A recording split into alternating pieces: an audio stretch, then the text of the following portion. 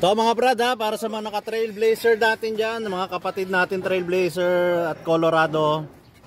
Ayan. Kung mapapansin nyo, yung steering column, ayun, cable tie. Pero ito kasi itong trail sa akin to, no.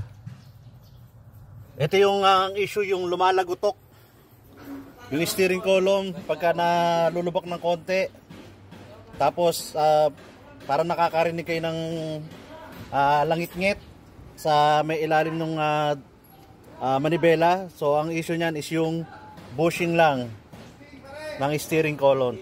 So ito, nabibili lang to mga brad sa Shopee or Lazada.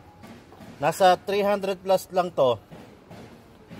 Pagka nagkabit naman ito, hindi na kayo magtatanggal ng buong assembly. Ito, pinapasok lang to dun. Pwede nyong i-DIY to. Hindi na kayo magtatanggal ng buong assembly niya na. Wala nang tatanggalin dyan. So mamaya i-video natin. Ito, tatanggalin lang natin muna yung cable tie. Then ito, ipapasok na lang natin pa ganun. So, hindi na kayo gagastos. Magkano rin yung isang assembly ng steering column, di ba? So ito lang ang problema niyan, mga ka-trail, Colorado. Pagka may langit-ngit, lagutok itong steering column, huwag kayong bumili ng brand new na assembly. Ito lang, bushing lang ang katapat niya mga brad.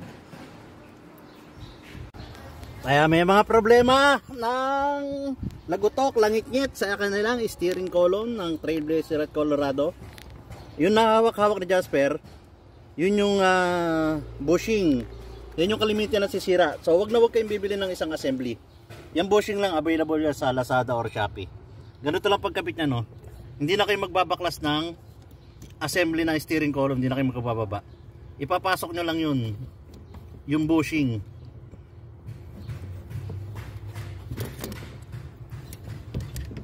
Yan, make it sure na fit siya, then nakasagad. Ayan, kahit kayo pwede nyong i-DIY to, mga ka-trail, mga ka-Colorado. Huwag kayong bibili ng mga assembly, napakamahal. Bushing lang po ang katapat niya. Yung iba ginagamit cable tie. Ayan, dati ginamit ko cable tie, yung DIY lang ako eh. So ayun na. Ayan. Ayun na yung bushing niya. So wala na siyang play, wala na siyang lagutok. Available at Lazada and Shopee.